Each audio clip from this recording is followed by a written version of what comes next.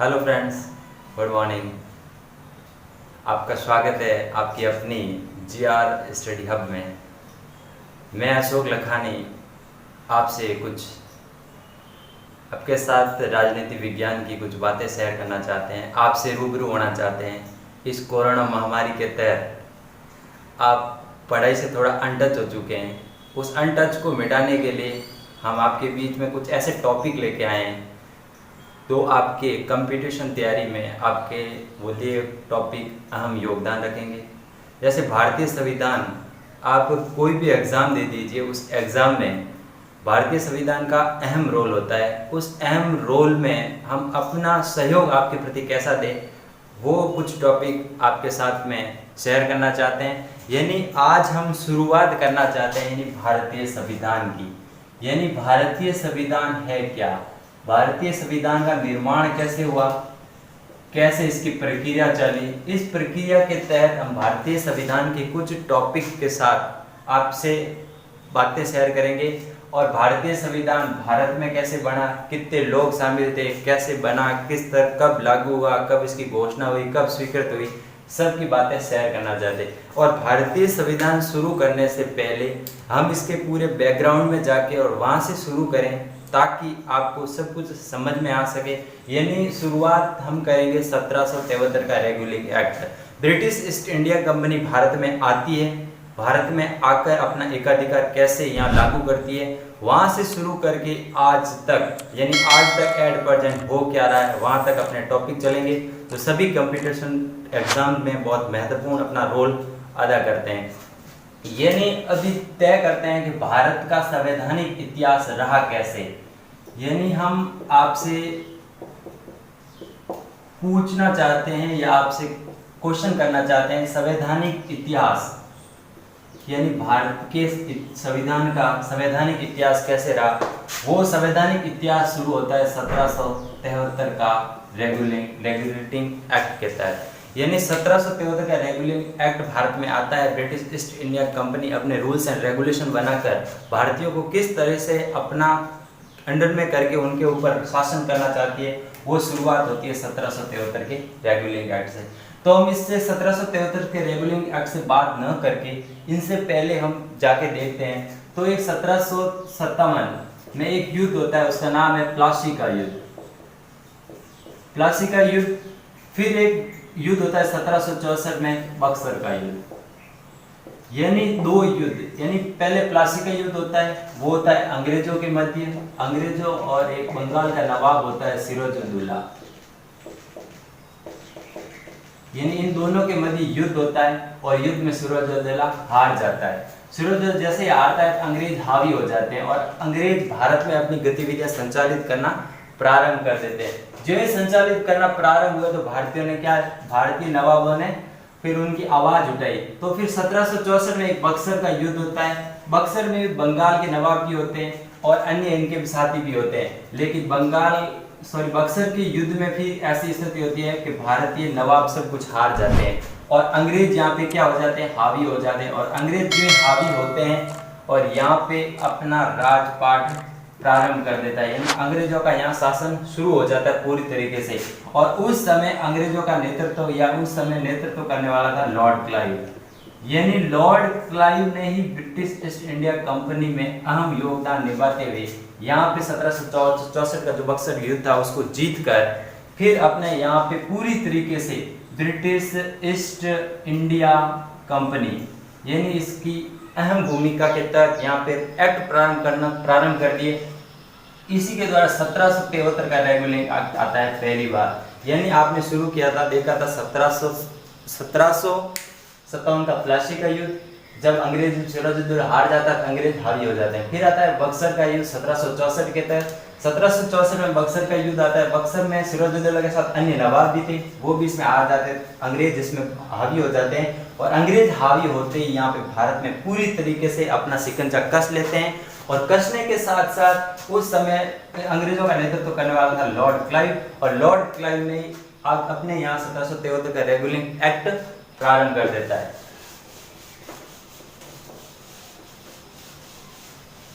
फिर देखो अब एक्ट पढ़ने से पहले इसकी थोड़ी पृष्ठभूमि देख लेते हैं कि इनकी पृष्ठभूमि है क्या। यानी जो भी 1773 का रेगुलेटिंग एक्ट बना है, ये एक्ट बनते कहां थे? ये बनते थे इंग्लैंड की संसद में। कहां बनते थे? इंग्लैंड की संसद में। सब क्या बनते थे? कानून का निर्माण वहां होता था। यानी ब्रिटेन में कानूनों का होता था निर्माण, फिर इनको लागू करने का प्रोसेस क्या था। अब यहाँ निर्माण बने, यहाँ 2 जने लागू करते थे। एक तो थी British east India company, British east India company, जो भारत में यानी 1599 से अपना धीरे धीरे अस्तित्व बना लिया था, लेकिन पूरी तरीके से यहाँ आके अपना शिकंजा कस चुकी थी। और एक था ब्रिटिश ताज, ब्रिटिश ताज कह दो या क्राउन कह दो। यानी अब जो यहाँ कानूनों का निर्माण हो रहा है इंग्लैंड ब्रिटेन की संसद में भारत के प्रति, इनको निर्माण होने के बाद लागू करने का प्रोसेस 2 जनों के पास था। एक तो थी ब्रिटिश ईस्ट इंडिया कंपनी और दूसरा था ब्रिटिश क्राउन। अब हम पहले ये देख लेते हैं कि ब्रिटिश ईस्ट इंडिया कंपनी ने कौन कौन से एक्ट बनाए और ब्रिटिश ताज ने कौन कौन से एक्ट बनाए। तो सबसे पहला आता है 1773 का रेगुलेटिंग एक्ट, जो ब्रिटिश ईस्ट इंडिया कंपनी ने बनाकर यहाँ से चालू किया। यानी 1773, एक आता है 1781 का, फिर आता है 1793, फिर आता है 1813, फिर आता है 1833 और अंतिम आता है 1853। ये 6 कानून ऐसे थे जिन्होंने भारत में ब्रिटिश ईस्ट इंडिया कंपनी ने लागू की। ब्रिटिश ताज ने कौन कौन से लागू की? 1858 का, 1858 के बाद 1909 का, 1909 के बाद 1919 का, और 1919 के बाद 1935 का और 1947 का। यानी भारत में जो ब्रिटिश संसद में जो कानून बने, जो कानूनों का निर्माण हुआ, उसको भारत में कैसे लागू करें? भारत में लागू करने के लिए 2 कंपनियां यहाँ पे थी। एक तो था ब्रिटिश ईस्ट इंडिया कंपनी, दूसरा था ब्रिटिश क्राउन या ब्रिटिश ताज। अब दोनों ने नियम लागू किए, तो दोनों ने कौन कौन से नियम, क्वेश्चन बन सकता है ऐसा, निम्न में से ब्रिटिश ताज द्वारा कौन सा नियम लागू किया गया? उसमें 1858 हो सकता है, 1909 हो सकता है, 1919 हो सकता है, 1935 हो सकता है। क्वेश्चन उल्टा पूछ सकते हैं, निम्न में से कौन सा लागू नहीं किया?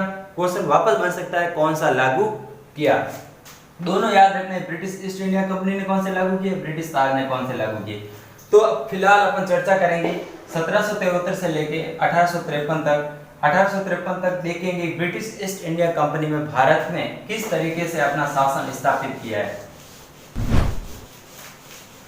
तो हम शुरू करना चाहते हैं पहले 1773 का रेगुलेटिंग एक्ट।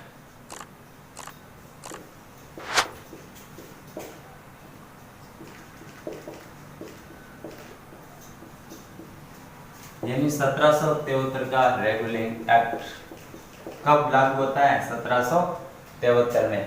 अब देखो, इनमें से कुछ आपको विशेष बातें ध्यान रखनी पड़ती है, कुछ नोट्स है आपको स्पेशल याद रखने ही पड़ेंगे। बाकी कोई ऐसी ट्रिक्स है नहीं ताकि उसमें आपको ट्रिक से द्वारा समझाया जाए। अब जैसे 1773 का रेगुलेटिंग एक्ट है, उस रेगुलेटिंग एक्ट में हुआ क्या? ये ब्रिटिश ईस्ट इंडिया कंपनी का पहला एक्ट था। यानी ब्रिटिश ईस्ट इंडिया कंपनी द्वारा बनाया गया कौन कितना एक्ट था? फर्स्ट एक्ट था, यानी पहला एक्ट था। फिर इसमें क्या क्या, बंगाल में उस समय क्या होते थे? बंगाल में गवर्नर होते थे। फिर उसमें क्या कर दिया? बंगाल का गवर्नर जनरल बना दिया गया, बंगाल का जीजी बना दिया गया, यानी बंगाल का गवर्नर जनरल बना दिया गया, बंगाल का गवर्नर जनरल बना दिया। एक बार बंगाल, उस पहले बंगाल में क्या होते थे? गवर्नर होते थे। फिर इसको चेंज करके क्या 1773 रेगुलेटिंग एक्ट में क्या बना दिया गया था? बंगाल के गवर्नर जनरल बना दिया गया। ये बात आपको याद रखनी है। फिर दूसरी बात आपको ये याद रखनी है कि उस समय कलकत्ता, यानी ये बंगाल में एक जगह होती है कलकत्ता, वर्तमान इसका नाम कोलकाता है, उस समय होती थी कलकत्ता। और कलकत्ता में एक किला था, यानी फोर्ट था, उस जगह का नाम है फोर्ट विलियम। और फोर्ट विलियम में एक सर्वोच्च न्यायालय की स्थापना की गई, यानी सर्वोच्च न्यायालय यानी सुप्रीम कोर्ट। सर्वोच्च न्यायालय की स्थापना का क्या किया गया? बहुत अच्छे से याद रखना, सर्वोच्च न्यायालय का प्रावधान किया गया। कौन से एक्ट में किया गया सर, कौन से एक्ट में किया गया प्रावधान कि 1773 का रेगुलिंग एक्ट था जिसमें सर्वोच्च न्यायालय की स्थापना का सिर्फ क्या किया गया, प्रावधान किया गया। एक बात मोस्ट इंपोर्टेंट करके इसको याद रखना है, सिर्फ इसका क्या गया है, प्रावधान किया गया है। तो फिर इसकी स्थापना कब होती है, स्थापना होती है 1774 में, यानी 1774 में भारत में पहली बार एक सर्वोच्च न्यायालय बन सकता है, सर्वोच्च न्यायालय बना, उसकी स्थापना 1774 में हुई। दो बातें आपको मोस्ट इंपोर्टेंट आपको इसमें याद रखनी है। एक तो ये ब्रिटिश ईस्ट इंडिया कंपनी का पहला ये नियामक कानून था। दूसरा, जो बंगाल में स्पेशल गवर्नर होते थे उस गवर्नर को क्या बना दिया गया था, गवर्नर जनरल बना दिया गया था। अब गवर्नर जनरल बना दिया गया। फिर तीसरी बात, एक जगह होती है कलकत्ता के फोर्ट विलियम्स में भारत का क्या बना दिया गया, सर्वोच्च न्यायालय बना दिया गया। और सर्वोच्च न्यायालय की स्थापना 1773 के रेगुलिंग एक्ट में होती है, फिर इसकी स्थापना 1774 में होती है। फिर यहाँ पे सिर्फ क्या काम करना चाह रही थी ब्रिटिश ईस्ट इंडिया कंपनी, व्यापारिक कार्य, और व्यापारिक कार्यों में अपनी गतिविधियां संचालित करने के लिए उन्होंने एक BOD बोर्ड ऑफ डायरेक्टर्स यानी BOD बोर्ड ऑफ डायरेक्टर्स का गठन कर रखा था। वो इन व्यापारिक गतिविधियों पे क्या कर रही थी, नेतृत्व कर रही थी, इनके अकॉर्डिंग वो सब काम हो रहे थे। यानी तीन बातें, अहम बातें इस 1773 के रेगुलिंग एक्ट में देखी थी। और इस रेगुलिंग एक्ट के तहत आपको चार बातें याद रखनी है। पहली बात बता दिया आपको, ये ब्रिटिश ईस्ट इंडिया कंपनी के द्वारा बनाया गया पहला कानून था। बंगाल के गवर्नर को बंगाल के गवर्नर को गवर्नर जनरल बना दिया गया था। कलकत्ता में सर्वोच्च न्यायालय की स्थापना कर दी गई और 1774 में इसकी स्थापना हुई। और व्यापारिक कार्य पर नेतृत्व करने के लिए BOD बोर्ड ऑफ डायरेक्टर का गठन कर दिया गया। फिर आता है 1781 का, 1781 के एक्ट को एक्ट भी कहते हैं और कह सकते हैं Pitt's India act. Pitt's India act, यानी ये पिट्स नाम इसलिए पड़ा, उस समय प्रधानमंत्री थे ब्रिटेन के, वो थे लॉर्ड पिट या विलियम पिट। उन्होंने ये कानून बनाया था, इस कानून के अकॉर्डिंग इसका नाम रख लिया विलियम पिट्स। अब इस 1781 के एक्ट को इसीलिए लाया गया ताकि 1773 के रेगुलिंग एक्ट में यानी कौन सी कमियां रह गई थी, इस कमियों को पूरा करने के लिए 1781 का इंडिया पिट्स एक्ट लाया गया और इन कमियों को दूर किया गया। दूसरी बात, एक बात इसमें की गई कि यानी व्यापारिक कार्यों पर नेतृत्व करने के लिए BOD होता था। फिर इन्होंने एक कार्य और प्रारंभ कर दिया, राजनीतिक कार्यों को संचालन करने के लिए इन्होंने बोर्ड ऑफ कंट्रोल यानी BOC का निर्माण किया गया। यानी व्यापारिक कार्यों पर प्रतिनिधित्व काम करने का BOD बोर्ड ऑफ डायरेक्टर का था, ये कब बना, 1773 में। लेकिन अपने राजनीतिक कार्यों में अपना प्रतिनिधित्व बनाने के लिए BOC बोर्ड ऑफ कंट्रोल इसका निर्माण किया गया। ये क्या 1781 के एक्ट में यानी इंडिया पिट्स एक्ट में दो ही काम थे इसमें राजनीतिक कार्यों पर प्रतिनिधित्व बनाने के लिए बोर्ड ऑफ कंट्रोल का निर्माण किया गया। अब ये 1773 के रेगुलिंग एक्ट में एक बात करना हम आपसे चूक चुके थे, वो ये थी कि 1773 के रेगुलिंग एक्ट में भारत में सर्वोच्च न्यायालय सुप्रीम कोर्ट की स्थापना हो चुकी थी। यानी प्रावधान हुआ 1774 में इसका क्या हुआ, स्थापना हुआ। और स्थापना कहाँ हुई, कलकत्ता में हुई। कलकत्ता में कोई जगह है, कौन सी, फोर्ट विलियम। तो फिर इसमें वर्तमान की जगह, जैसे भारत के वर्तमान सुप्रीम कोर्ट में कितने जज होते हैं, 33 यानी 33+1 इतने जज होते हैं। इसके तो जज होते हैं, एक चीफ जस्टिस होता है। तो क्या इसी प्रकार व्यवस्था थी उस समय 1774 में कि यहाँ पे एक तो सुप्रीम कोर्ट एक चीफ जस्टिस होता था और कितने जज होते थे। उस समय 1+3 की व्यवस्था थी, एक तो चीफ जस्टिस होते थे और 3 अन्य मोर जजेज होते थे। तो फिर उस समय पूछ सकते हैं मुख्य न्यायाधीश कौन थे, उस समय मुख्य न्यायाधीश थे Lord Elijah Impey. Lord Elijah Impey, यानी सीधी बात है 1773 का जो रेगुलिंग एक्ट है सुप्रीम कोर्ट का प्रावधान 1774 में कलकत्ता के फोर्ट विलियम्स में 1 और 3 मोर जजेजों का बायोडाटा था। मुख्य उस समय थे लॉर्ड एलिजा इम्पे। फिर आता है एक्ट, यानी 1813 का चार्टर एक्ट भी इसको बोलते हैं। यानी 1813 का जो चार्टर एक्ट आता है, उस 1813 के चार्टर एक्ट में सिर्फ दो बातें आपके लिए इम्पोर्टेंट है। इम्पोर्टेंट है यहाँ पे अंग्रेजों ने क्या किया, यानी ब्रिटेन ने अंग्रेजों ने भारत में क्या भेज दी, ईसाई धर्म, यानी भारत में ईसाई धर्म का प्रचार व प्रसार करने के लिए ईसाई मिशनरियां भारत भेज दी।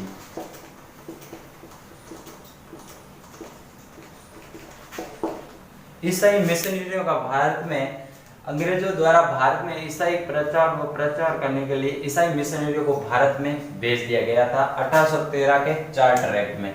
फिर दूसरी बात इसमें हुई थी कि भारतीय शिक्षा पर, यानी भारतीयों को जो शिक्षा दी जा रही थी, उन शिक्षा में बढ़ावा देने के लिए उन्होंने 10 लाख रुपए सालाना खर्च करने का प्रावधान किया गया।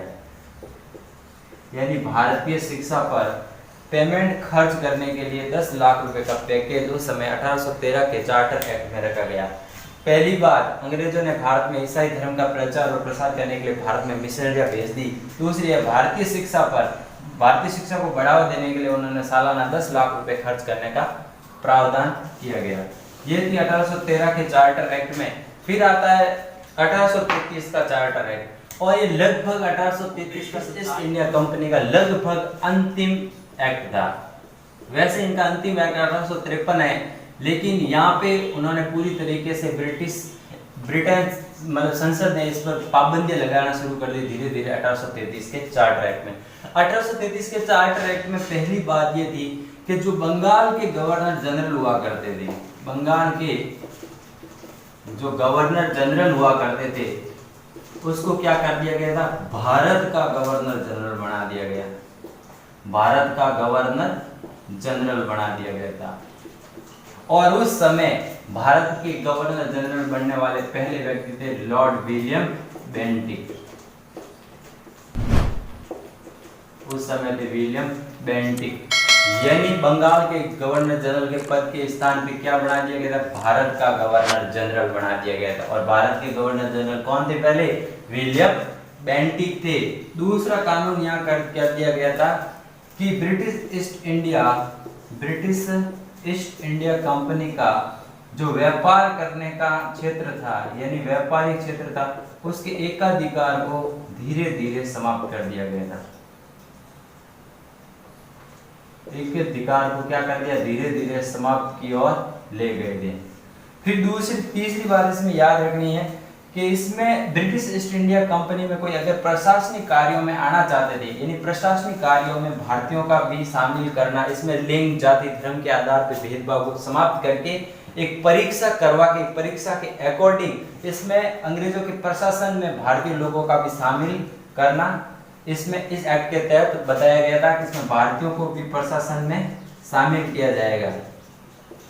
भारतीयों को प्रशासन में शामिल करना प्रारंभ किया।